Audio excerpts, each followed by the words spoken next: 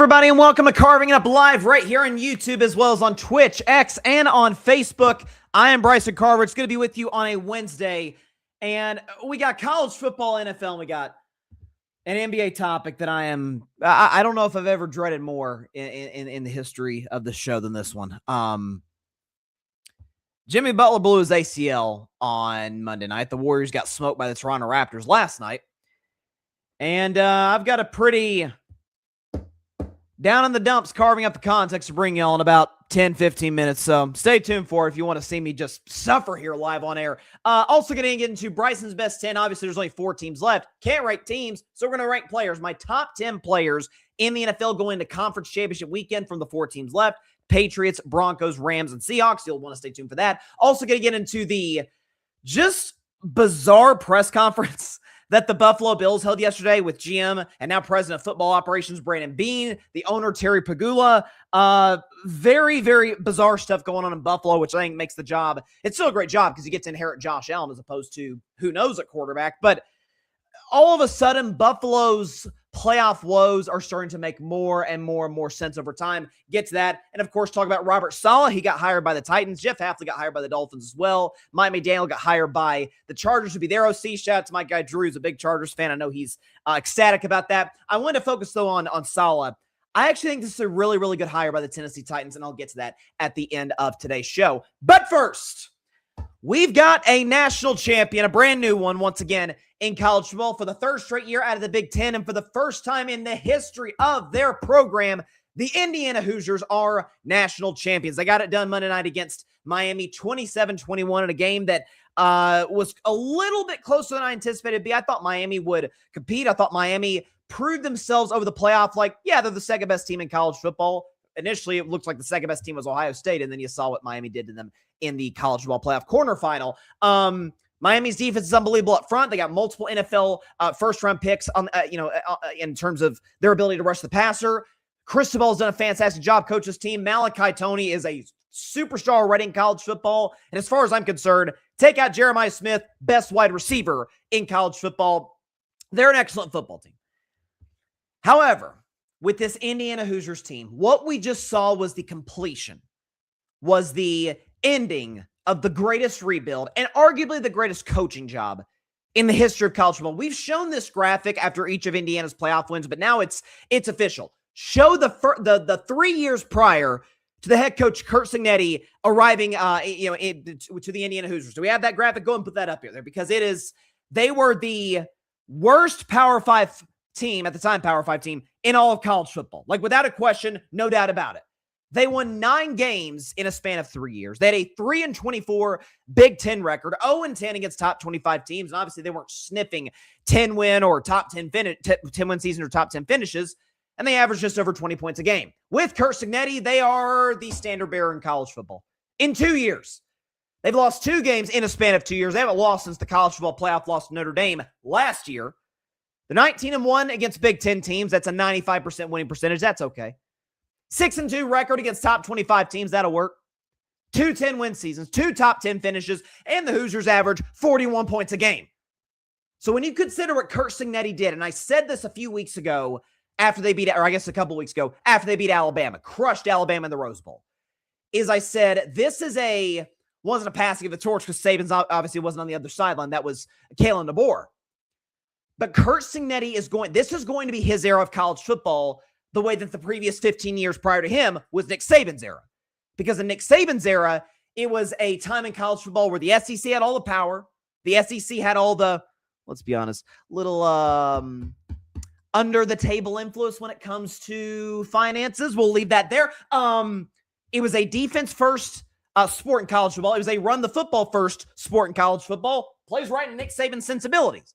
And to Saban's credit, as I've said multiple times on the show, once it evolved into a quarterback-first type of sport, both in the NFL and in college football, he adapted. Because then you had Tua, then you had Jalen Hurts, then Tua, then Mac Jones, then Bryce Young. It worked. Once it became the transfer portal NIL era, he says, I don't think I can be at my best, and I don't think this program can be at its best if I continue to coach here. Kudos to Nick Saban. I think Clemson fans wish Dabo Swinney would do the same thing. Curt Cignetti, this plays right into his sensibility. The transfer portal bring a bunch of James Madison kids with him. He was the coach that got James Madison from being an FCS program to an FBS program to, hey, in the second ever 12-team playoff, they're in. Curt Cignetti set the foundation for that. Curt Cignetti inherits an Indiana Hoosiers football program that was, again, not just the worst in the Big Ten, maybe the worst in all of college football, based on the fact, again, that they are in a Power 5, now Power 4 conference. The fact that they're in the same league as the Ohio States, the Michigans, now with the USCs and the Oregons and the Washingtons of the world. This is what they've got to battle. And to do this in 2 years, to go from year one, bam, college football playoff appearance, 11-1. Yeah, you got smoked by Notre Dame, but you didn't have the players. You had a fraction of the 4 and 5-star players that your 3 playoff opponents, Alabama, Alabama, Oregon, and Miami had. And you, with the exception of the Natty, cruised to a national title. And listen, Miami has more NFL players on their roster than Indiana does. Certainly more high school blue chippers, so to speak.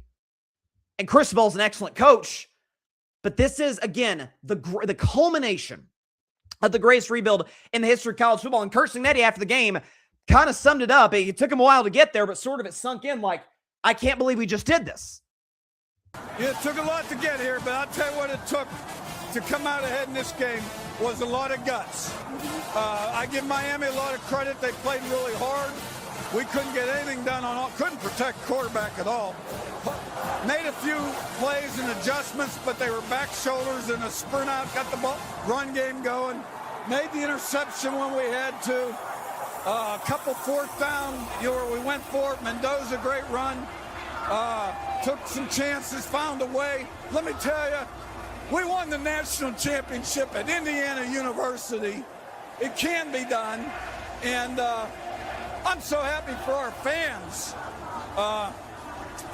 Words can't describe it. This would be the equivalent of what just happened in college football on Monday night and over the course of the last 2 years in Indiana.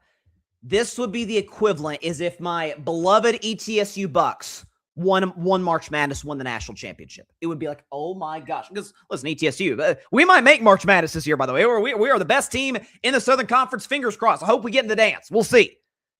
But that would be like, you get in and you go the distance. That'd have been like, remember Loyola Chicago back in 2018? Sister Jean, God rest her soul. Remember they squeaked into the tournament and then they got all the way to the freaking Final Four? If they had finished the job, that's what this equivalent would have been.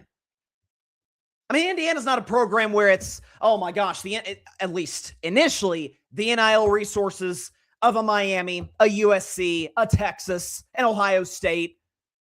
Nowhere near that. Oregon, certainly, with Phil Knight. Now, and I was not aware of his association with the program until I saw watching the game the other night. I see Mark Cuban with the Indiana shirt at the game, like, okay, he's gonna contribute to this football program, continue to be dominant in the future. Just wait till Indiana gets like legit high school blue chippers. And I'm sure, listen, this was the case with Saban at Bama. This has been the case with Kirby Smart at Georgia, all the top coaches in college football over the years. There's going to be a bit of a brain drain effect, so to speak. There are going to be programs that are peeling coaches off of Cignetti's staff. There's no question about it. But if you got that guy in charge, the guy who got James Madison from FCS to FBS and a college football playoff appearance not long after that, he set the foundation for that. And a guy who got Indiana to an undefeated. That's the other thing, too. Because I forget if it was Dan Lanning or if it was Steve Sarkisian, one of the smart young coaches in the sport. One of them brought up, okay, we have a 12-team playoff now. That means no one's ever going to go undefeated ever again. Like, you're going to win 16 college football games as the competition just gets harder and harder. That's not going to happen. And Indiana never at any point in the college football playoff trailed. So much of what makes Cignetti's team great this year is that it is what made some of those Patriots teams with Belichick and Brady great. What's made the Mahomes Andy Reid dynasty great. They really don't screw up. They kind of wait for you to screw up and then they pounce on it. And occasionally they'll take risk. And that transitions me to Fernando Mendoza. And Curt Cignetti's belief that it's going to be viewed as the play of the college football season, and absolutely should be. The quarterback draw, 4th down and 4 in the red zone. Cignetti said it could have settled for a field goal. That's why I'm a little surprised he settled for the 3 late in the game. Ended up working out, but it was strange based on his play calling earlier in the quarter to say, you know what? We got the Heisman Trophy winner at quarterback. He's a tough son of a gun. I mean, if you went on social media and seen like the bruises on this kid's body, like he took some shots against Miami. I'm going to put it in this kid's hands and live with the results. And Fernando Mendoza makes the play of the year, bouncing off of, I think it was 4 or 5 tackles for the touchdown to put Indiana up 10. And again, they never relinquished that lead. So much. And listen, on this show, I try when it comes in the draft process to rely heavily and almost singularly on draft experts, on scouts, on the Mel Kipers, the Daniel Jeremiahs of the world, guys like that. But it is hard not to respond at times to some of the just absurd narratives surrounding some of these excellent, supremely talented players. Caleb Williams, man, you know what? He paints his nails and he cried with his mom that one time in the stands. I just don't know if that's a franchise quarterback. I just don't know. And it's like, yeah, he's a great leader, Lincoln Riley, and the locker room in USC swears by him. His arm talent is out of this world great, and he's a playmaker if there ever was one at the quarterback position, with the exception of Aaron Rodgers and Patrick Mahomes. I think Caleb Williams is going to work in the NFL, and you see he obviously has this far. Fernando Mendoza does not have that kind of upside, in my opinion. But you see folks on social media, and we'll play the bite. He's kind of corny. He's kind of a nerd. He doesn't have this like big athletic commanding presence. Well, I don't know. Again, drawing on the Caleb Williams comp in this regard, players in the Indiana locker room freaking love that kid. Not just in terms of what the plays he make on the field, but in the locker room. If you think Fernando Mendoza, he's kind of weird. I heard one person use the word geek, like, I just don't really. Did you see the hits he took at times this season? I mean, look no further. First play of the game, of the Big Ten championship game against the Ohio State Buckeyes. Defending national champions, favorite in Vegas to win the Natty.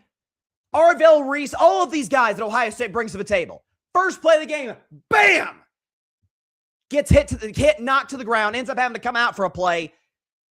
First play, it's like, oh my God, Fernando Mendoza's knocked out for the game. This is devastating for Indiana. Comes right back in the game. Makes some big-time throws in the fourth quarter to help them win that game 13-10 and claim the Big Ten title. In this case, there was a roughing the passer call that should have been called. He gets hit under the chin, his lips bleeding. He's taking some shots out there. Miami is a physical team. That's a Mario Cristobal coach team. You can tell, they're trying to get under his skin.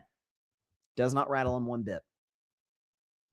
Takes all the hits that he does in that play against Miami. On 4th down and 4 with a chance to really potentially decide the outcome of the game. If you get stopped short on there, here comes Miami. They're down 3. They've got all the momentum, and maybe they win that game. Instead, bounce off a couple tackles, ends up saying, no, I have got the first down. I could kind of go down here. No, I want the touchdown. I want 6 here. That's the type of dude that can be a franchise quarterback in the National Football League. That's the type of dude who makes all the big throws on 3rd and 4th down. That the Las Vegas Raiders believe can be their future franchise quarterback. Now, again, a lot of being a successful QB in this league depends heavily. Where do you end up? You could, for teams that get the number 1 overall pick, because you got to be bad to get it, unless there's a trade, you could inherit worse than the Raiders. We'll see who their new head coach is going to be, but Tom Brady's in the building. That can't be a bad thing. We'll see what they do as it relates to, again, the coach they bring in, but you've got Brock Bowers, you got Ashton Genty. Max Crosby, for now, is on the defensive side of the ball, rushing the passer. They need to upgrade their O-line. Listen, I'm not saying they're a Fernando Mendoza away from, bam, the Raiders are going to be a playoff team in 2026.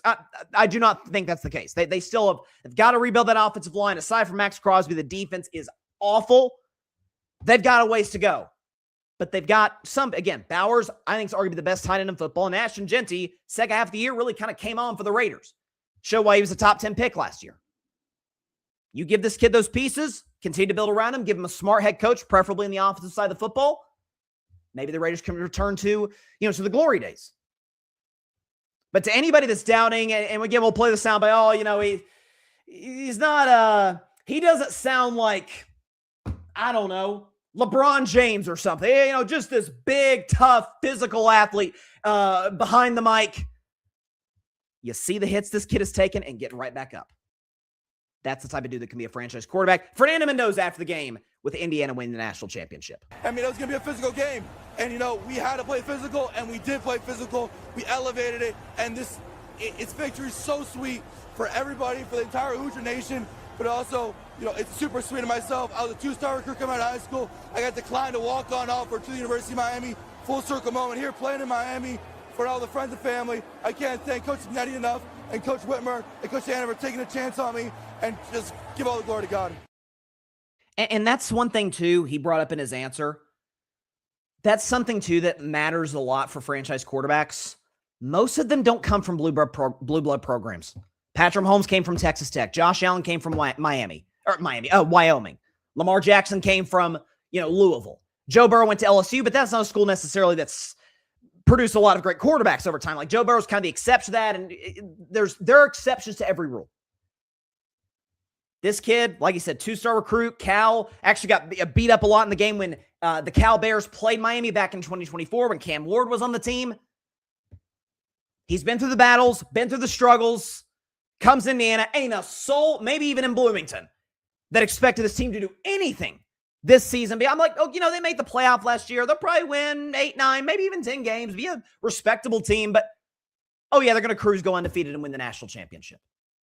Curt Cignetti deserves the bulk of the credit, but his quarterback, who's to me the lock to be the first overall pick in the draft next year, deserves a big chunk of the credit as well. Congratulations, big congratulations to the Indiana Hoosiers. One of the most shocking turnarounds in not just college football history, but in sports history. To do it, it's one thing if you inherit Indiana, they're bad, they're awful, they're a joke, and 5-6 years, like they get better and better and better, and you see the progression, and by year 5, year 6, then you win your natty. Playoff year 1 natty, undefeated natty in year 2, that's all-time coaching by Curt Cignetti, and he deserves gigantic credit. He didn't smile much, but you know what? He's all business, and that's what I've said about what makes this Indiana team work. Then we'll move to the Warriors, unfortunately, is that Curt Cignetti's the all business, never smiles. The team could be up 100 points. He's still scowling. And Fernando Mendoza is this upbeat, optimistic, patch in the back type of teammate. Like those two kind of complement each other. You can't have too much of one or the other. Really cool story and not just a cool story, but an outstanding team. Indiana, they were the best team in the league in college football all season long, and they're rewarded with winning a national championship. Ah, man.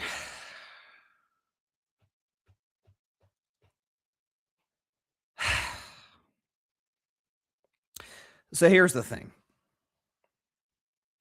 Back in October, to be exact, October 21st, I did a special Tuesday show. Usually the show is Monday, Wednesday, Friday, 6 Eastern, 3 Pacific.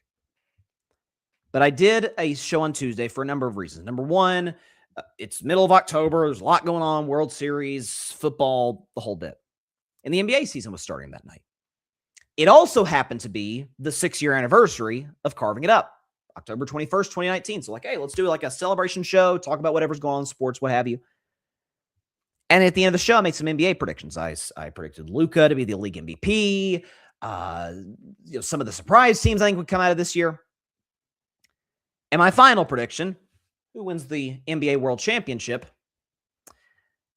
I said the following. I clarified this last year, but people apparently didn't think I did. So let's do it again. Knock on wood that Steph is healthy. That's the big one. If this team is healthy, let's not Steph. If the main character, Steph, Draymond, Jimmy, are healthy, the Golden State Warriors will win the 2026 NBA title. I am booking it. As long as those three are healthy, that's the big thing. As long as they're healthy, they're going to win the title. Well, they're not healthy anymore because Jimmy Butler blew his ACL on Monday. And so, probably the most down in the dumps I've been before this segment, but we'll do it anyway. As the head coach of the Colorado Buffaloes, primetime Deion Sanders says, just give me my theme music. Just play it. Just play it.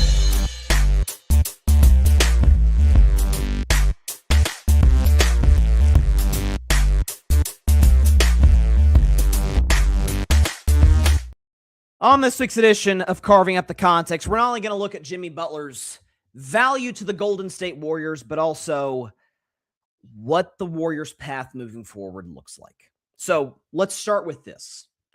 Jimmy, just in and of himself, was just by the raw numbers, incredibly valuable to the Warriors. We could show you those numbers right now on the show. He was second in points per game. Again, this is on the Warriors. Second in points, second in rebounds, third in assists, first in steals. Had pretty good shooting splits. 51 from the field, 37 from three, which was one of the best of his career. He's shooting the ball quite well from three-point range on limited attempts this year. And 86% for the free throw line is a guy who gets there around 7, 8, 9 times a game. Like Jimmy Butler, just on the Warriors, incredibly valuable. But the whole Jimmy Butler experiment from day one, Steph Curry's still great, and we have an obligation to maximize our ability with him still being an elite basketball player to win a championship. Because when you go into the 2024-25 season, I remember coming in, I'm like, I like the roster. Obviously, I love Steph. Draymond's still there. I like the roster. Believe in Kerr. More on him later.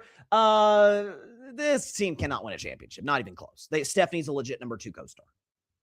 And they were 500, and they were in the play-in. It didn't look very good at all. And Steph it looked like he was declining as a player, in large part because I think Steph, as the insanely competitive individual he was, knew I could be at my best, and we have a 0% chance at winning a title here. The Warriors made a push for Kevin Durant. My sources told me it was basically a done deal. Kevin Durant himself said, I don't want to be on the Warriors again. Okay, fine. So then plan B, they trade for Jimmy Butler, who wanted to trade from Miami. And the results with Jimmy Butler, they speak for themselves as far as how successful the Warriors were. Go ahead and show that graphic. So since the start of last season, the Warriors with Jimmy Butler won about 67% of their games. Without him, 45% of their games. So he's immensely valuable to this basketball team. But again, going back to what I said initially, it wasn't just, hey, can we win a title last season, which the Warriors got hot down the stretch, beat the 2-seed Houston Rockets. We're about to face the 6-seed Timberwolves. Steph Curry pulls his hamstring, strains his hamstring, misses the rest of the series, and the Warriors get gentlemen swept. I am of the firm belief if Steph is healthy, they absolutely beat Minnesota. And who knows if they beat Oklahoma City, because the Thunder did play 2 7-game series, and before Jimmy even got to the Warriors beat the Thunder twice that regular season. We'll never know what happened. I'm of the mindset the Warriors absolutely could have beaten the Oklahoma City Thunder in that series and therefore would have won the championship. But that's over now. The whole idea, Steph is great. Steph still wants to be a Warrior. Therefore, because he's great, because he's the greatest player in the history of our franchise, we owe it to him after feeling some pretty mediocre roster since the departure of Kevin Durant. We owe him to give him one last legitimate push. And it's reflected, not just, I don't even think the effect was on the court, which obviously it was there. Jimmy averaged 20 a game, got to the line. Again, just getting to the line slows it down. Steph gets a breather. The offense gets a chance to rest. Not only on the court, but in the locker room and also we actually have a chance now to win this thing. It's reflected directly in Steph's numbers. Go and show his numbers before Jimmy Butler got there, since the start of last year without Jimmy Butler. Okay numbers, 22 a game, 6 assists, 4 rebounds. Like, okay, not near what we're used to from Steph. 43 from the field, you want that to be a little higher. 38 from 3 is good, but not Steph good. And 94% for the free throw line. He's always going to be automatic from the charity stripe. And the Warriors were 5 games under 500. When Jimmy got there, if Steph and Jimmy play together, Steph goes back to being one of the 5 to 7 best players in basketball. Averaging 27 a game on 47 from the field. Let's call it 40 from 3. It's 39.9. It's 40% from 3, 92 from the line. And the Golden State Warriors, when Steph and Jimmy Butler played, they won 70% of their games. Like, that's the reality. And that's gone now. On the play, ironically, against the Miami Heat, Brandon Podziemski throws Jimmy Butler like an entry pass, high post, comes down awkwardly, holds his knee, whole arena goes silent, and you knew pretty much immediately right there, this is probably pretty bad. So the outlook for the rest of this season for the Warriors is unless Nico Harrison gets hired by the Milwaukee Bucks and they trade Giannis to Golden State, barring that, they have a 0% chance of winning. I'm not so sure how much longer LeBron's going to be a Laker. We know LeBron and Steph are very fond of each other, love playing with each other at the Olympics. You could try a Hail Mary at LeBron. I'm not sure you'd have to give up that many assets. It's probably Kuminga, a draft pick, maybe 2. You get LeBron, you make one last push. The old guy, Steph, LeBron, Draymond, see what happens. Can LeBron at age 41 be the second best player and a champion? I'm not sure about that. You could attempt it. But I can say with almost certainty, and it hurts to say it, of course, as a Warriors fan, the Warriors' chances of winning a title this year are dead. They died with Jimmy Butler's ACL blowing out. What I'm thinking about is moving forward. Because in 2 months, Steph Curry is going to be 38 years old. He's in year 17 of his career. Again, you wouldn't know it. He's averaging 27 a game. I've said for this entire show's existence, going back to 2019, 2021, I've said I think Steph's going to be the Tom Brady of the NBA. Not in that he's going to be the GOAT, but in that I think if he wants to play this long, I think he could be in 41, 42, 43 and still be like, that's like I'm not the best player in the league, but like that's an all-star caliber guy. Steph takes care of his body. Steph's game translates and is something that can carry him to a long career. Even if Steph's a spot-up shooter, he'll still have value in the NBA. The NBA that he helps create, essentially. But as I mentioned earlier, Steph's a competitor. Steph wants to play meaningful basketball games. Steph had, according to people that I trust implicitly, had the Warriors not pulled a trigger on Jimmy Butler or on another legit co-star with Steph, the tea leaves were there the prior offseason during the Olympics when Steph was playing with LeBron, KD, Ann Edwards, Devin Booker, Embiid, all of these great players. And then he has to go back to Draymond Green, who's still good in his role, but Jonathan Kuminga, Buddy Hield, Brandon Pajemski, like a good roster. Not they're not the Wizards, but nowhere near a team that has the ability to compete for a championship if you don't have a number 2 co-star. Steph suggested in multiple interviews in 2024, I want to be a Warrior for my rest of my career as long as they're focused on winning. As long as they show me we're focused first and foremost on winning championships at the end of my prime. Now it's not so much the Warriors aren't focused on winning titles, it's they don't have the assets to. Jonathan Kuminga played last night, played pretty well, still committed some boneheaded turnovers, which has always been my issue with Kuminga.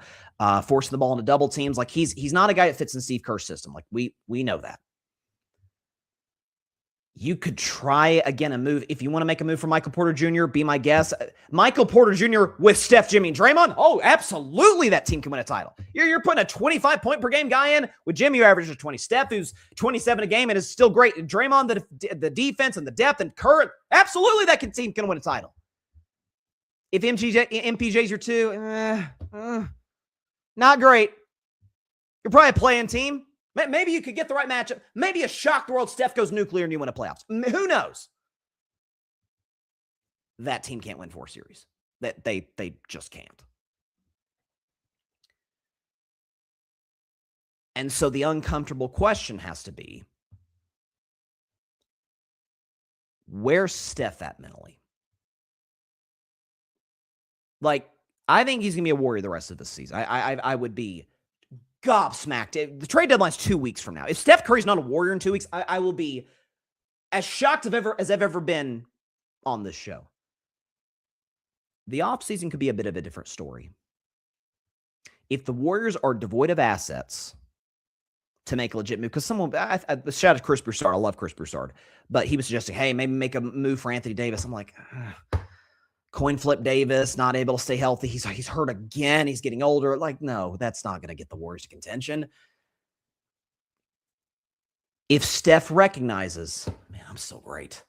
I mean, I was just voted the other day, not an all-star, an all-star starter in the Western Conference at 37 going on 38 years of age. I'm still awesome, indisputably a top 10 player in the NBA.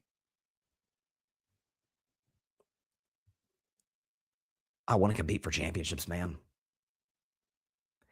And since the departure of KD, the Warriors seasons have gone as follows. They had the worst record in 2019-20. Again, KD had left. Steph got hurt. Clay was already hurt. Like that was a rebuild year. 2021, no Clay. The Warriors are a play-in team. They lose 2 games to the Lakers and Grizzlies. 2022, boy, looking back, does the 2022 title not look like just the gold star in Steph's resume? You took a team with Andrew Wiggins, a receding Klay Thompson, Draymond, who was still excellent, and then a bench with Otto Porter Jr. and Nemanja Bjelica. Kuminga and Moody weren't really integral parts of the rotation. Kevon Looney, you took that team to a effing championship. 2023, same roster, second round exit. 2024, same roster, missed the playoffs. Make the Jimmy trade last year. You go out in the second round because Steph went down. And now this year, Jimmy's got a torn ACL, and your ceiling is capped at a 7 seed. If Steph looks at the landscape of the NBA, Oklahoma City's not going anywhere. Denver's not going anywhere. Minnesota's not going anywhere. Could he look at a team like a Minnesota, a Houston Rockets? Could he look out east? He'd never go to the Cavs. Could he look at a team such as, is it on the board? He looks at Milwaukee. Giannis does not want to leave. And teams up with Giannis and Antetokounmpo with the Milwaukee Bucks and make a push for an NBA championship with a pretty easy Eastern Conference? Maybe. Number one thing for the Golden State Warriors. You do, and I think this is pretty obvious, but you do not move Steph Curry unless he asks you to. That's the greatest player in the history of franchise. I would make the case. I was thinking about this yesterday. I don't think there's an athlete currently playing that is more beloved by his team and his team's fan base than Steph Curry is to the Golden State Warriors. Current athletes like Patrick Mahomes with the Chiefs, Josh Allen on the Bills. I mean, there's plenty you could throw out there. Current players with their franchise now, I don't think there's any more beloved than Steph with the Warriors. But if he values, and he's a competitor, I want to win, man. I've tasted not, obviously being a dynasty, but just being in the mix every single year, being in the Western Conference Finals, being in dogfights the finals with LeBron. And we almost won with a beat-up team against the Toronto Raptors in 19. And I carried the team on my back in 2022 to win a championship. I'm 30 at this point, 38 years old. I don't want to have to carry that on my back anymore. Like if I could be the number 2 guy or be the number 1 guy on a team that's got a lot of depth, ring 5, now the Magic debates becomes even more interesting. He can't get that with the Warriors right now. And as much as this pains me to my soul to say on this show, I think it's fair to say Steph Curry's days of winning championships or being even in contention for championships with the Golden State Warriors, that's done. That's over. I mean, it's Giannis. Who are they going to give up for Giannis? I said this last year when Jimmy was healthy. Who are they going to give up for Giannis?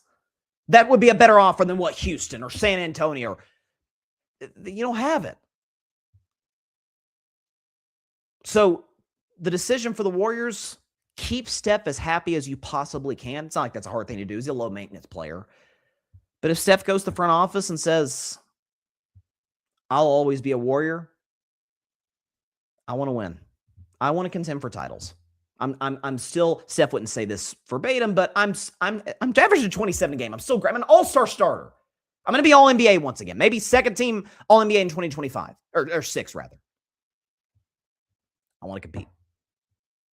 He's got every right to do that. And the Warriors, he has changed that franchise as much as any player in the history of the league outside of probably LeBron and Cleveland. You owe that to him. So on this depressing edition of Carving Up the Context, when Jimmy blew his ACL, so did the Warriors' chances of ever winning again with Steph Curry at the helm. And I mentioned Steve Kerr earlier. A report came out from, I think it was Logan Murdoch. Steve Kerr, and we knew this, is in the last year of his deal. It's on the board he does not return as the head coach next season because maybe he looks at it like Steph possibly could and says, I've been here 12 years. We can't win championships anymore. We know Steve's had health problems. We can't win here more. Steve might take a year off. He'll be the head coaching candidate on the market in the 2026 or 2027 cycle. I think we're certainly seeing the end of the Warriors in championship contention. We might be seeing the end of the Steph Curry era in Golden State. I think it's a 0% chance it happens in the next 2 weeks.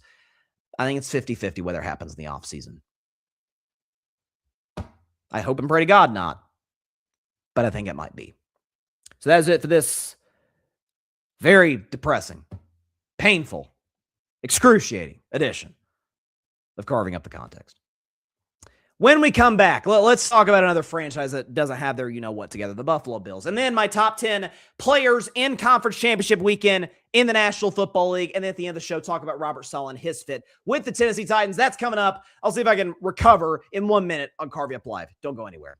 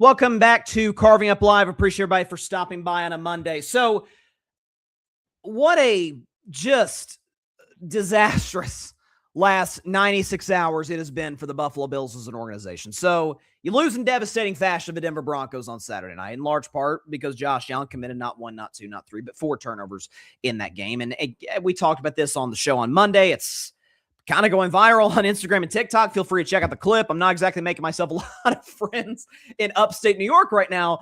But that was clearly and obviously an interception. And anybody who debates otherwise either doesn't know the rules or is just straight up lying. So you have that. A couple days later, McDermott gets fired. So you're looking for a new head coach.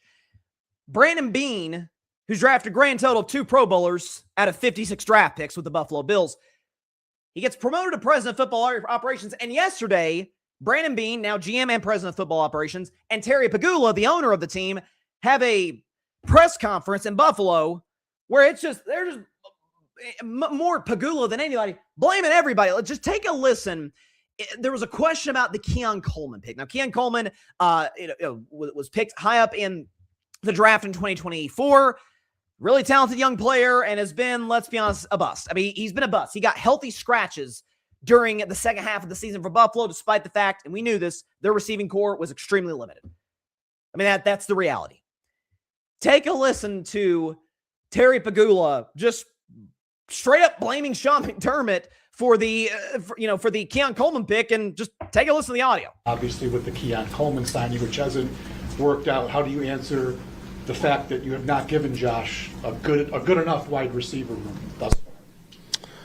Yeah, I mean, can I interrupt?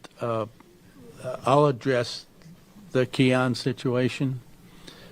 The coaching staff pushed to draft Keon. I'm not saying Brandon wouldn't have drafted him, but he wasn't his next choice. That was Brandon being a team player and taking advice of his coaching staff, who felt strongly about the player. And, he's taken, for some reason, heat over it and not saying a word about it. But I'm here to tell you the true story. Before I even give my take, can I just say this? Does Terry Pegula, I don't think I've ever seen him before. Am I crazy or does he look like Michael Caine? The legendary actor. Does he look like Michael Caine or am I tripping? You can go back 10 seconds on this live. There's an uncanny resemblance. Maybe there's some relation there. Who knows? Here's what I do know is, first of all, we don't have the rights to show you the footage.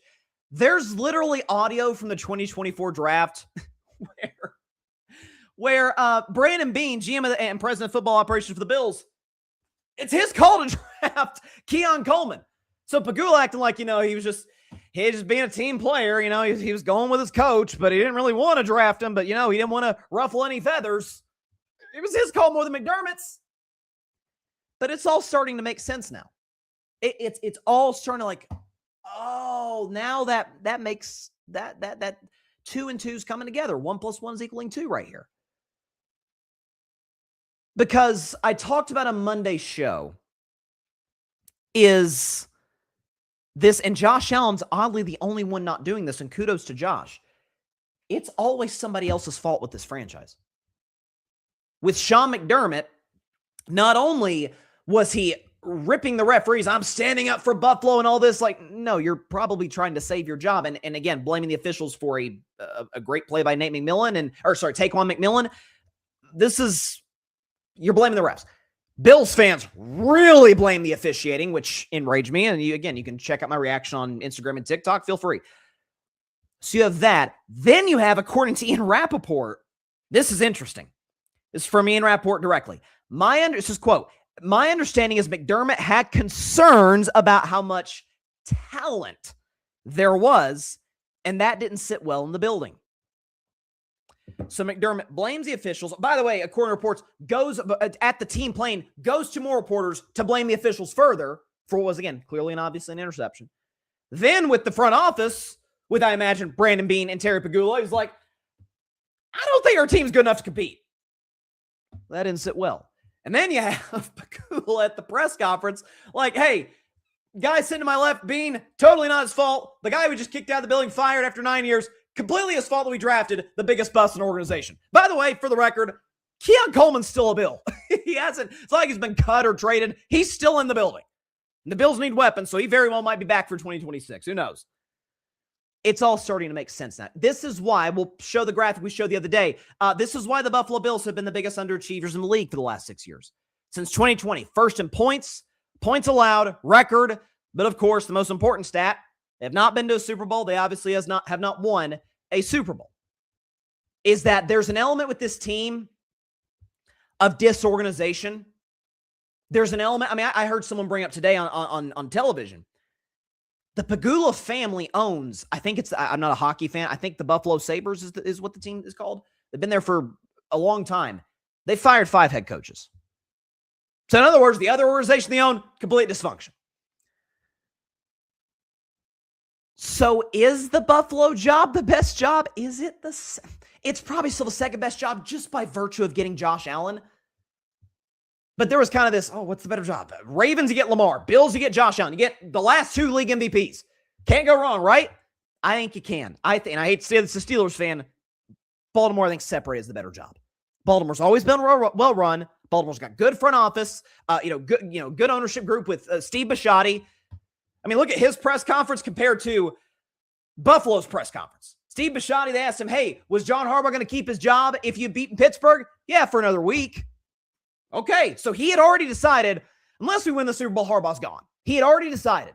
Compare that to Pegula, who's asked, the reasons for McDermott getting fired, and Pegula said, because we lost to Denver. So by what he told us there, it doesn't sound like McDermott was per se on the hot seat if Buffalo went on a deep run, whereas with Baltimore, unless they won the Super Bowl, it was pretty much already decided. We're going to be hiring a new head coach in 2026.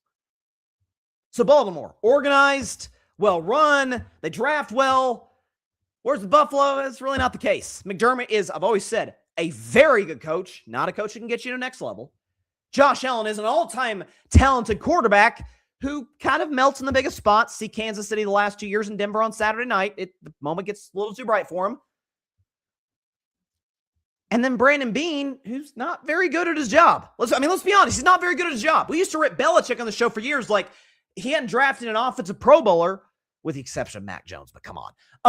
Hadn't drafted an offensive Pro Bowler since Gronk in 2010. Well, Brandon Beane's drafted 2 Pro Bowlers and 56 draft picks. So he hasn't done so well for himself either. And so when you watch that and I highly recommend people to, if you want to watch the whole thing, check out some of the clips from it. It's telling, man. You get a little bit of a look inside to what's going on in this behind the scenes situation with the Buffalo Bills. I saw that they interviewed Joe Brady today to be their future head coach. That's been somebody. Shout out to Patrick Brown, my good pal and contributor to the Grid Network. Something he suggested in the comments on the show and in his articles. Check those out on the Grid's website. He suggested Bills fans be like, hey, Joe Brady's the guy. Maybe. He might be the guy. He's an offensive coach. He worked with Burrow at LSU. He worked with Josh Allen with the Bills as the OC. But there is implicit risk. And it's a tough balancing act. Do you go with a retread coach, or do you go with somebody who's like a Brian Dable, for example, or do you go with somebody who's never been a head coach before, but we like the upside, but the Bills are in win now mode? Josh Allen's going to be 30 this offseason. He's in his prime, but forever. He's not Caleb Williams or Bo Nix or one of these guys. Drake May, you've got kind of a clock here. It's ticking. 6 straight playoff appearances, technically 7 straight playoff appearances, but 6 really a legitimate chance to win the Super Bowl. I don't know. You get a good look into the dysfunction in Buffalo. I mean, Terry Pegula blaming Sean McDermott for the Keon Coleman pick. Buddy, we have you guys on tape. We have Brandon Beane on tape saying we should draft him. Like, you can't, thank God for cameras, right? Or otherwise people be able to get away with a lot of lies. But it's just, you see this and you say, you understand why the Bills were such a dumpster fire of an organization for years prior to the Josh Allen, Sean McDermott era. The pieces are starting to fit together. It's not a bad job just by virtue of getting, the second best quarterback in the world, Josh Allen. Outside of that, not a lot. I mean, you got to coach against the Patriots, who are getting better year by year. I don't know. It's not a great job whatsoever, as far as I'm concerned. Not a bad job. It's not the Browns or something, but it's Baltimore's the better job. And I would make a case. I'm not so sure Pittsburgh is the better job. Call me a biased Steelers fan, feel free, and I might be. But you get the ultimate job security in Pittsburgh. In Pittsburgh, I'm hoping, fingers crossed, you're going in a situation where you can get a complete rebuild and the backing of the fans who want a rebuild in an organization who do not fire coaches. They've had 3 since 1969, as we all know. Not a great look for the Buffalo Bills. Quickly, though, on Pittsburgh, then I'll move to my top 10 players in Conference Championship weekend. Because there's been a lot of reports. Brian Flores was brought in for a second interview. You guys remember I said on last Monday when Tomlin resigned, is that Kevin Stefanski would be my first pick. He got the Atlanta job. I think he'll do well there. Brian Flores would be my second pick. Now, I prefer to go with an offensive guy, but if they do go defense, Flores would be my first pick. Chris Shula's gotten some buzz. I wouldn't be against that. He's a McVay guy, but I think in today's NFL, even if you have a DeMeco Ryans, a Mike McDonald, both awesome A-plus head coaches, you are really reliant on the OC staying in the building. That's why the Patriots are set, man. Is that, Mike Vrabel is a defensive guy. Josh McDaniels, their OC, he's not going anywhere because he bombed twice as a head coach. So the Patriots are set. Whereas if you get a defensive coach, he's great. You get a smart OC, guess what? That OC is going to get hired by somebody in 2-3 years.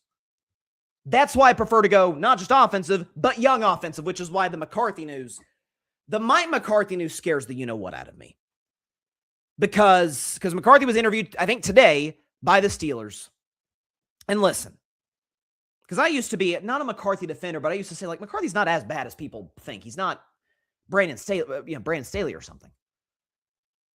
But Mike McCarthy from Pittsburgh, he's got ties there. I mean, you could tell just by the way he says Don Ton or First Don. He's a Yinzer, no question about it.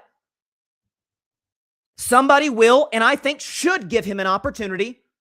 Obviously, we know about his time in Green Bay, won a Super Bowl there in Rodgers, 3 straight 12-win seasons with the Cowboys, underachieved badly in the playoffs, but 3 straight 12-win seasons. He can coach.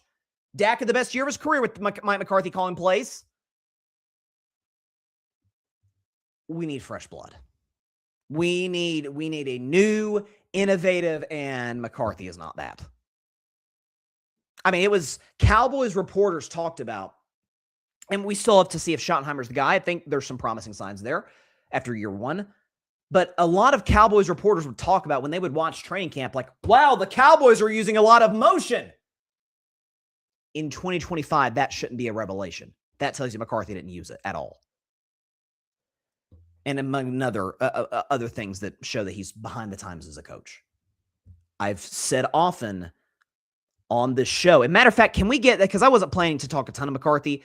Do we have, let me get the Mike McCarthy graphic on this show, because it is stacked. I did this on Carving Up the Context when Tomlin stepped down. Give me about a minute and we'll get this on here, because it is, okay, I think we've got it. It's striking. So, all right, let's get this graphic ready. I'm on Canva right now, so just re-downloading this again and putting this on air for you guys to see, because it's important to know. Okay, here we go. So I said on Monday's show, a couple Mondays ago, when Tomlin got fired, or Tomlin stepped down,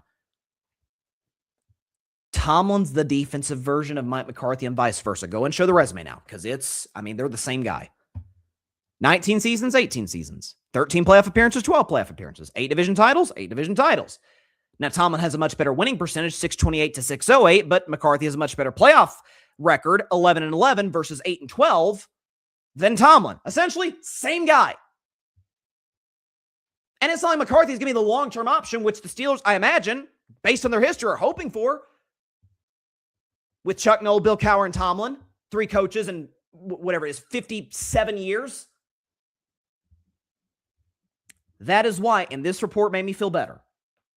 Because I would not be against the Flores hiring whatsoever. I think he'd be if there's any coordinator who deserves a second chance to be a head coach, I think it's Flores. I think he was done dirty in Miami, and I maintained that 4 years after he was fired. But if it ain't Flores, because I prefer young offensive coach. I saw this and it made me feel really, really good. According to Jerry Dulac, who's a fan, we've quoted him on the show many times. He's an excellent, excellent insider in Pittsburgh. He reported Nate Scheelhaus. I learned to say his name right. I want to make sure I didn't butcher it. Nate Scheelhaus, who currently is the passing game coordinator for the Los Angeles Rams. Young, 34 years old, offensive coach from the McVay tree. We know those guys tend to be successful. This is from Jerry Dulac. Quote, Nate Scheelhaus is giving off the Mike Tomlin vibe, the same level of impressiveness Tomlin had when he was interviewing in 2007. Dulac specifically said Scheelhaus had an impressive interview with the Steelers. Now, there have been Steelers fans suggest that, hey, if we hire Chris Shula, who's the defensive coordinator for the Rams, bring in Scheelhaus to be the OC. While I would be very happy with that, Scheelhaus is eventually, if he's as good as the reports suggest, he interviews well, the Rams McVay speaks incredibly highly of him, then he's going to get hired pretty immediately. Hiring Nate Scheelhaus would signify a number of very encouraging things for me as a Steelers fan. Number one, they go offensive coach. They haven't gone with that in the modern NFL era, literally. I mean, Noll, Cowher, and Tomlin, all defensive guys. They go offensive guy. They go young offensive guy. That's who's successful in the NFL today, by and large. They go with a McVay guy. You go from the guy with Mike Tomlin, who had no coaching tree, none of his guys went on to get head coaching gigs in the NFL, to McVay, bunch of his guys. They talk about Kevin O'Connell, Matt LaFleur. The number of McVay's guys have gone on to get jobs and done quite well for themselves. But more than anything, by hiring, as opposed to hiring McCarthy, who I could be wrong, I think he's in his early 60s, by hiring a Nate Scheelhaus, who's 34 and young and innovative, and it's his first job, you can tear it down. This is why I've suggested, TJ Watt, God bless him. Love me some TJ Watt. TJ Watt has been on the record. He doesn't want to play for anybody other than Mike Tomlin. Now, whether he'll stick to that, we'll see. You know what you get for TJ Watt as it pertains to assets? Cam Hayward, I'm a little iffy on because you wouldn't get a ton for him, and he's a Steeler. We're not even sure if Hayward's going to retire or not, but you trade Jalen Ramsey. I think you move DK Metcalf, who nearly cost you the season in Week 16 against the Detroit Lions by letting his emotions get the best of him. That was the problem with George Pickens to a greater degree even before that. New culture, new offensive culture, ton of assets. You go into this draft class, again, maybe the Steelers see something that I don't, and they're professional scouts and I'm not. When I see these mock drafts mocking Ty Simpson to the Steelers, that makes me nervous. Because Fernando Mendoza is far and away the best quarterback in this draft, especially with no Dante Moore. If Ty Simpson's the second best, I would not be against taking Trinidad Chambliss. But I've said on the show, much as I like him, he's the type of guy that would probably need to sit for a year. He's got some developing to do. If the Steelers want to do that, absolutely. Got no problem with that. My strategy, the way I would do it, tear it down, attain a lot of assets, and build an offensive line. Rebuild over time the defense with some of these late round draft picks. It's a great offensive tackle draft, so you could upgrade that, which the Steelers have bombed up on tackle picks in the Tomlin era. You imagine with an offensive guy, they would not. And then in 2027, a much better quarterback draft. You imagine with the Steelers having a bad record because they traded all their good players, their good veteran players, you could take Arch Manning or Dante Moore or somebody else who shows themselves to be worthy of being a high first-round pick. So I don't know. Flores reportedly interviewed well. I would if I come on my show, Brian Flores has been hired by the Steelers. Great hire. Love it. If they hire McCarthy, it's like, oh God, it's just the offensive version of Tomlin. Like, we're back on the same train. If they hire Shieldhouse, I will be ecstatic. I will be ecstatic on this show because he has all the qualities that I want the Steelers to hire. Once again, young offensive guy from a great tree, from a Sean McVay's coaching tree. Here's what I know about Shieldhouse. He's either going to get a head job or he's going to get an OC job. One of the two. Let's shift now. We do this around this time of year where obviously there's not 10 teams left or 10 or more teams left. So Bryson's best 10 teams, that's gone until next season, which is very, very unfortunate. So let's do a new version of Bryson's best 10. My top 10 players that are still playing in the NFL playoffs, that are going into conference championship weekend. And then in a couple of weeks, we'll do the exact same thing with the two Super Bowl teams, the top 10 players in Super Bowl 60. But we got to see how the players on this list and others decide who gets to Super Bowl 60. So let's go and get the background music. Bryce's best 10. And here we go.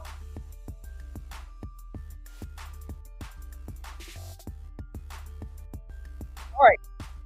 We will start at number 10, the 10th best player in the National Football League. The 10th best player in the NFL going into conference championship weekend is Garrett Bowles, offensive tackle for the Denver Broncos. Garrett Bowles is the 10th best player going into conference championship weekend, and here's why. So as valuable as he already was, he's getting even more valuable because of the fact that he's not protecting Bo Nix anymore. He's going to be protecting Jarrett Stidham, making his first start of the season. Listen, all-pro caliber guy. He's always been an elite tackle for a long time.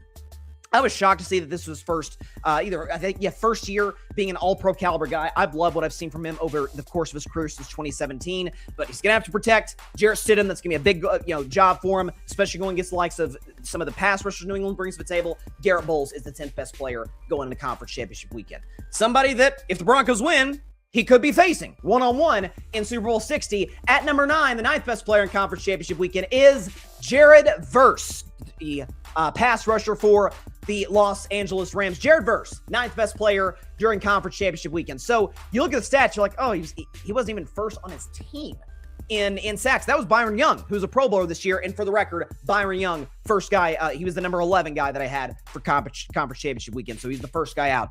A lot of Byron Young's success, as excellent as he is, comes because of the fact that Jared Verse draws so much attention. This is a guy who was Defensive Rookie of the Year, unbelievably quick and ridiculously strong off the ball. He was my pick coming into the season, actually, to be the Defensive Player of the Year. Didn't quite live up to those lofty standards that Myles Garrett is going to get this year by breaking the sack record, but this is somebody who could make Sam Darnold's life a living hell, as he has for the last couple of years, not just in the regular season, but in now, this will be his second time facing Darnold in the postseason. Jared Verse is the 9th best player for conference championship weekend. Another pass rusher is at the number 8 spot from the Denver Broncos. It is Nick Bonitto. Nick Bonitto is the 8th best player during conference championship weekend. Here's why. So he had 14 sacks during the regular season. He gets the quarterback at will. He was the best pass rusher on a defensive line that, helped the Denver Broncos lead the league by a mile in sacks. It's going to be, for Denver, who is a home underdog, understandably so, with Jarrett Stidham under center, this Denver defense is going to have their best game of the season. And we know what they bring to the table. Zach Allen, Bonitto, Jonathan Cooper, a lot of great players in that front four. They're going to have to make Drake May's life miserable. They're going to have to make him uncomfortable. Obviously, Drake has had more turnovers than he has touchdowns in these playoffs. Nick Bonitto is going to be have to be a key player in making that happen. He is the 8th best player here in Conference Championship Weekend. At number 7, we go to the team the Broncos are facing, the Patriots. At number 7, it is Christian Gonzalez. Christian Gonzalez, corner for the New England Patriots, 7th best player during Conference Championship Weekend. So this is a guy who's been just a shutdown corner. This is somebody who, again, you could say some of his inflated Pro Football Focus statistics. I think he has, quarterbacks have like a 45 passer rating when targeting receivers that are defended by Christian Gonzalez. The Chargers don't have a true number one, really, outside of, I guess, Lab McConkey. And obviously the Texans, without Nico Collins last week, did not have a number one receiver. With that being said, I love this kid going back to his days at Oregon. He's dealt with some injuries over time, but when he's been healthy, when he's been in this Patriots defensive lineup, you've seen New England kind of shock some people with how good they've been on that side of the ball against some of the better quarterbacks of this league, I guess with the exception of C.J. Stroud. We'll see how they do it against Jarrett Stidham. Obviously, Christian Gonzalez is going to have to be impactful. If he gets an interception this game or just denies Cortland Sutton, that's going to be something to watch in the AFC Championship game on Sunday. Christian Gonzalez is the 7th best player for Conference Championship Weekend. We're going to the NFC now. At number 6, our first Seattle Seahawk, it is Jackson Smith-Njigba. JSN, wide receiver for the Seahawks, is the 6th best player during Conference Championship Weekend. So Jackson Smith-Njigba, listen, he is unbelievable route runner, ridiculously fast, great hands, all the qualities, I guess with the exception of size, that you would want in an elite number one wide receiver. Led the NFL in receiving yards, was Darnold's go-to man. Again, the fact that Sam Darnold, Jackson Smith-Njigba didn't really do much, because they didn't have to do much in that playoff game against the San Francisco 49ers, has to be good news for Seahawks fans, the way that their defense is played. So, listen, I think this is a guy who can impact the outcome of games. We know the weakness of the LA Rams defense is corner, so that could be something he exposes. He's had some big games against the Rams in his career, so I think Jackson Smith-Njigba, 6th best player going into Conference Championship Weekend. We're going to another Bronco. This is actually our last Bronco on the list. At number 5, going to the top 5, it is Pat Surtain II, corner from the Denver Broncos. He is the 5th best player during Conference Championship Weekend. So obviously he's the reigning Defensive Player of the Year. This is somebody who is the true definition of a shutdown corner. You can just, when you watch the Denver defense and watch, Josh Allen last week and other quarterbacks throughout the season, they are going at Riley Moss, the other corner opposite Pat Surtain, at will. They're saying, we're not even going to go in the same area as number 2. He's not going to impact the outcome of this game the way that he did so many times back in 2024 when he won DPOY. We're going to attack Riley Moss and see if we can win those matchups. So in a game like this against the New England Patriots and Drake May, he's going to have to be his best, just like Nick Bonino, who we mentioned earlier. If he was able to pick off a pass from Drake May, flip field position, whatever the case may be, that could be absolutely gigantic. Pat Surtain II is the 5th best player during Conference Championship Weekend. But he's not even the best corner on this list. That title goes to number 4 guy on our list. It is Devon Witherspoon. Devon Witherspoon, cornerback for the Seattle Seahawks. He is the 4th best player during Conference Championship Weekend. Devon Witherspoon, according to Pro Football Focus, which you all know I love PFF. Don't always agree with them, but I trust their football knowledge implicitly. Devon Witherspoon this season is the highest graded cornerback in the National Football League. And so when you're playing a Seattle defense that I've said has some parallels to that Legion of Boom, just as it pertains to their speed. They can get to the quarterback, obviously. Just how they fly to the football. Devon Witherspoon is a guy to keep your eyes on. Obviously, he's going to be playing opposite Puka Nacua. That to me is the single one-on-one matchup of the weekend. Puka Nacua, Devon Witherspoon.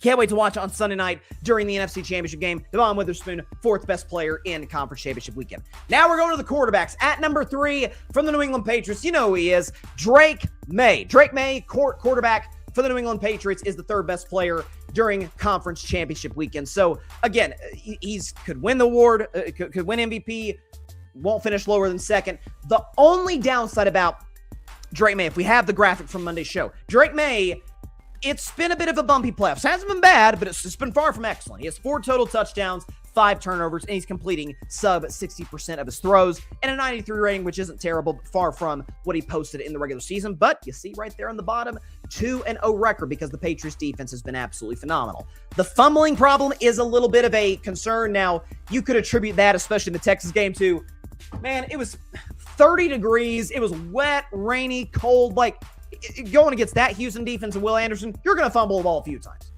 With that being said, going on the road to Denver, I could see Josh McDaniels putting together a pretty darn conservative, a play calling, on display against Denver, given the fact, man, our defense has been dominating. Jarrett Stidham's on the other side. The best way for us to win this game is just don't screw up.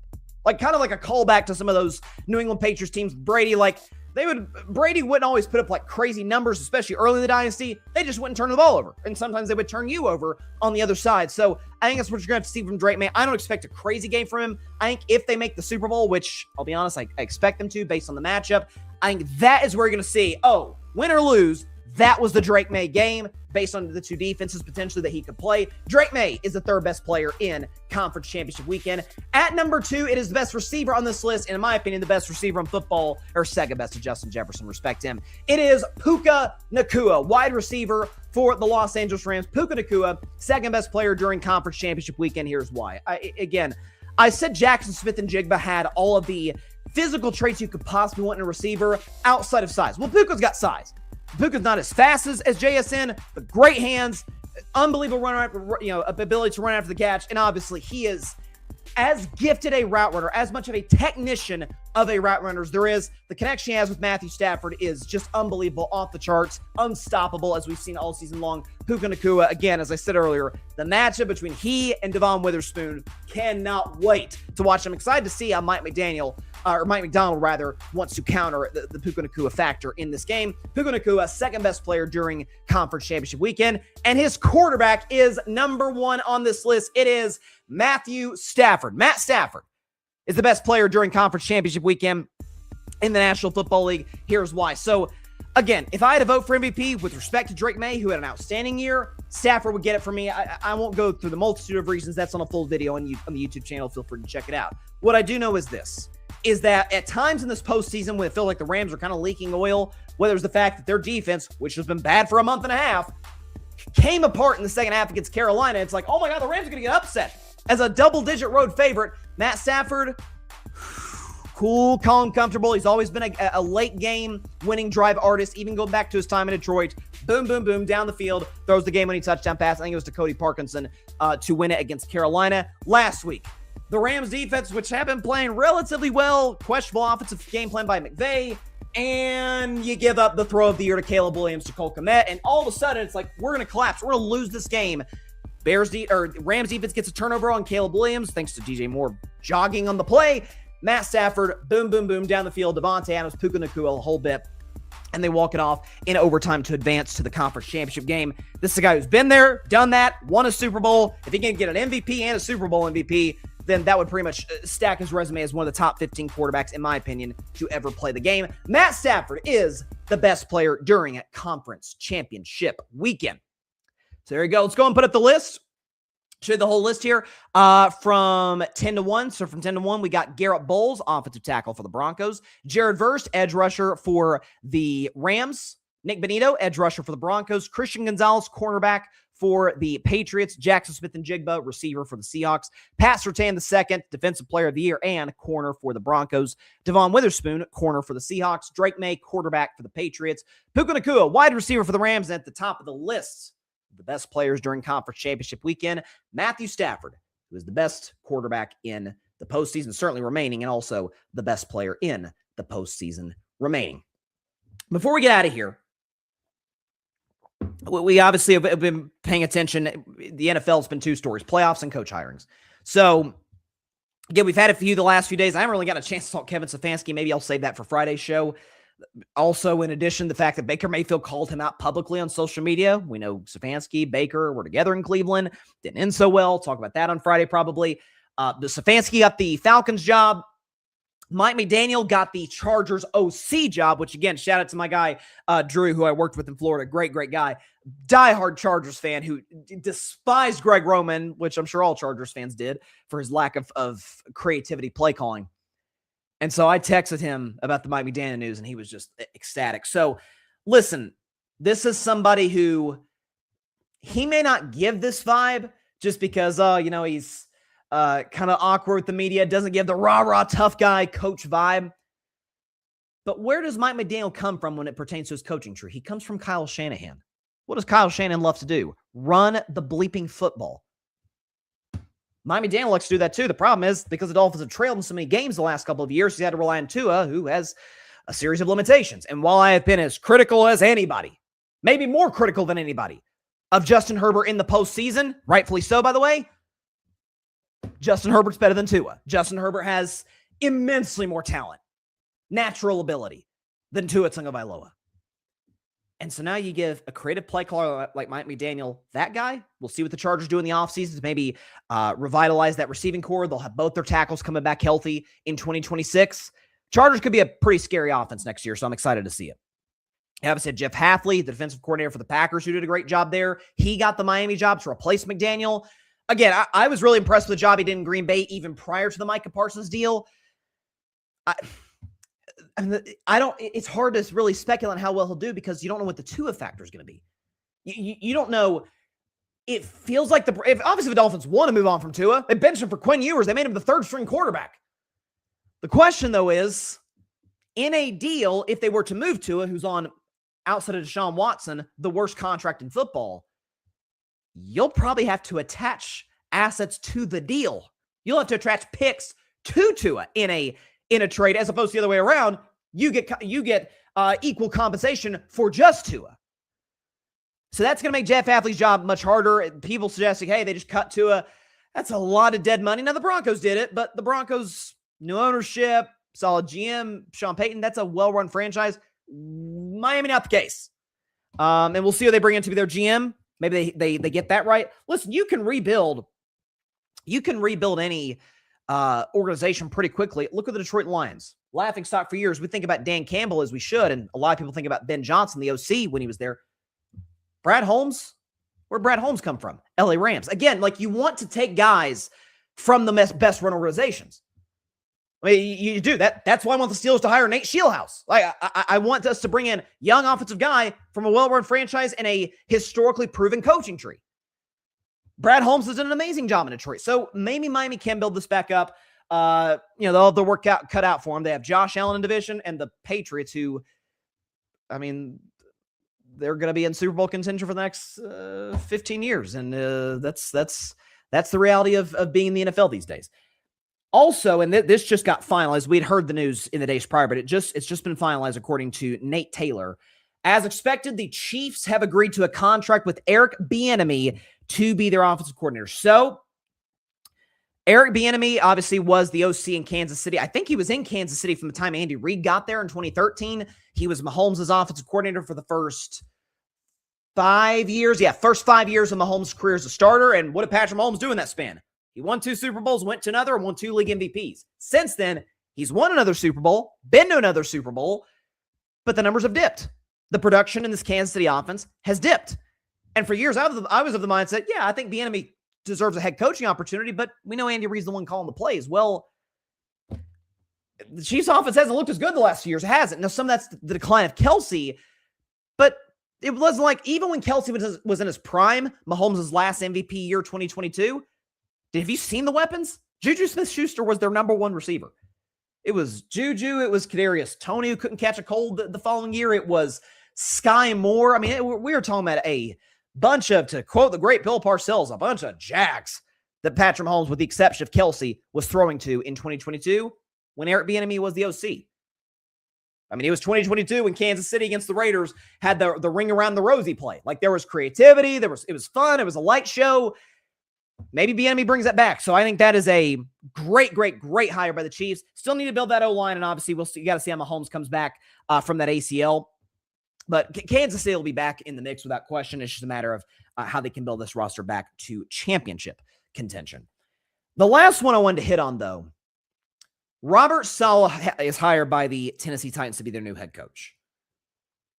I kind of like it, and here's why. Number one, for Saleh, this has been a theme. I keep saying it, but it's been a theme on this show.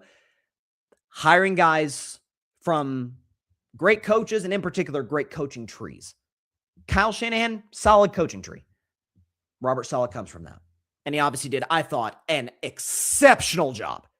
I thought he was the best assistant coach in the NFL this season. With the number of guys San Francisco went down, obviously, Nick Bosa, Fred Warner. Not just that they had those guys go down. San Francisco, one of the youngest defenses in the league. They had a non-existent pass rush in large part because of the injury to Bosa. And they were a pretty good defense this year. And situationally, an excellent defense. And you say, well, it's time with the Jets. Man, I think from here on out, we need to have a rule on this show and a rule when it comes to analyzing the NFL.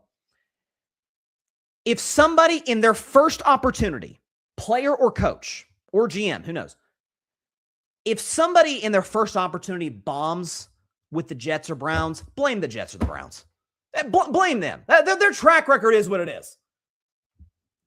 So Saleh is a guy I think absolutely deserves another opportunity, especially given the job he did in San Francisco. There's reporting that if Brian Dable, doesn't get the Bills job, which he's in the running for, if he doesn't get the Bills job, he's coming to Nashville to be the offensive coordinator for the Tennessee Titans.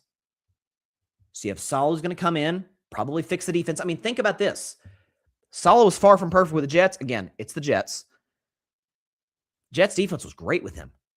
They move on from Saleh. What did the Jets do this season? By the way, with a defensive coach in Aaron Glenn, what did the Jets do this season? Became the first team in history to have 0 interceptions. Feels like that I had a few with Saleh as that coach, right? Like you luck into a few interceptions. So he'll fix the defense. You got Jeffrey Simmons, who's a monster. We don't get to talk about Jeffrey Simmons much because he's on a terrible team, but he's an elite defensive lineman. Rebuild the defensive draft. They got to rebuild a lot of things. They're not a very good roster. But he bring in Dable, who did a good job with Josh Allen in his development process, who helped Daniel Jones go from bust to now we view him, depending on how he comes off the injury, as, okay, he's a decent starter in the NFL. So now you have a good coaching staff. Dable, because it kind of fell apart with the Giants, like it feels like it's going to be a while, unless it's Buffalo, where he gets another head coaching opportunity. Saleh will hire a good staff. Saleh is as dysfunctional as Tennessee has been. They're not even the same galaxy as the Jets. Only the Browns are. For a start, division's kind of tough. Colts have an excellent coach. Got to see how they rebuild with Daniel Jones potentially coming back. If they take a quarterback, we'll see. Texans have a great defense, and Trevor Lawrence had the best season of his career. So his work's cut out for him. AFC South's better than people give it credit for. But with a young, talented quarterback in Cam Ward, I mean, look what happened with the young, talented quarterback drafted in the top 3 with the New England Patriots. Now you can say, oh, the Patriots are well run. We didn't think Drake May was going to be a freaking MVP candidate in year 2. There's a reason Cam Ward was the first overall pick in 2024, or 5 rather. Number 1, it's a weak quarterback draft. Number 2, the upside's there. The arm talent's there. The mobility, escapability is there. Second half of this year, saw some flashes. Had a few good games against, Tennessee, against San Francisco, Cleveland. Like, there were moments like, okay, you're seeing the progression from Cam Ward. He was a much better player in week 17 than he was in week 1. And that's what you want to see. Pair Brian Dable with that guy, assuming he is the OC.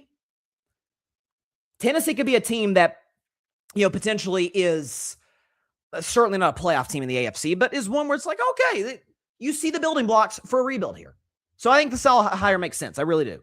I just saw this. Schefter just reported this. Packers are interviewing defensive backs coach Al Harris. Al Harris was very good in Green Bay today for the defensive coordinator job. That would be a good move, I think. Because obviously they lost, as we mentioned earlier, they lost Jeff Hafley. He's now the head coach in Miami. I would be for that move for Green Bay. Al Harris was on McCarthy's staff in Dallas. Players loved him. He did a great job there as their defensive backs coach. He gets an opportunity in Green Bay. I think he'll absolutely crush it. All right, that is all the time we have for today's show. Appreciate everybody stopping by. As always, be sure to catch Carving Up Live on Friday at 6 p.m. Eastern, 3 p.m. Pacific time, right here on YouTube, as well as on Facebook, on Twitch, on X, and probably on Friday on Instagram as well. Please sure to check out the Grid Network, anywhere you get your podcasts. That is GRYD, the Grid Podcast Network, any and everywhere that you get your favorite podcast. I'm on it. Some amazing content creators such as Barry Grant Jr. with the All Even Podcast, Alfred Parsard Jr. with the Metropolitan Report. Mets are making some moves as of late. Luis Robert Jr., solid pickup for New York. You got my man Tim with Boston Sports Summit. We've got coming up on Saturday, and go and put up the graphic, the Saturday morning tailgate. This is our season finale, ladies and gentlemen. It's our last episode till the fall. Saturday morning tailgate this Saturday, 10 a.m. Eastern, 7 a.m. Pacific time. Myself, Tim Barnard, Arthur Hurst, we will be here to obviously recap the national championship game, give our reactions to that. We'll also be giving our final top 25s of the year. So based on the entire 2025 college football season, who are the best 25 teams? We haven't done this in a while. We've done Buckeyes Breakfast, the View, and Gator City. All three are going to be back for a recap of our team season and what's to look ahead for our respective football programs. So very, very excited for all of that. Tune in to Saturday morning tailgate, obviously on Saturday. Last episode, season finale until next season at 10 a.m. Eastern at 7 a.m. Pacific time, live on the Grid Network via YouTube and on X. And check out Carving It Up on Friday, 6 Eastern, 3 Pacific. We'll have conference championship talk, maybe some coaching moves. It'll be very, very fun. So we hope you will tune in for that. Hope everybody has a great week. Everybody stay safe out there. God bless y'all. Peace out. And peace out to my Warriors. They're done. Thanks so much for watching the show on YouTube, and be sure to go click that big red subscribe button and check out the other clips and full shows from Carving It Up Live, as well as our other incredible content creators here on the Grid Network.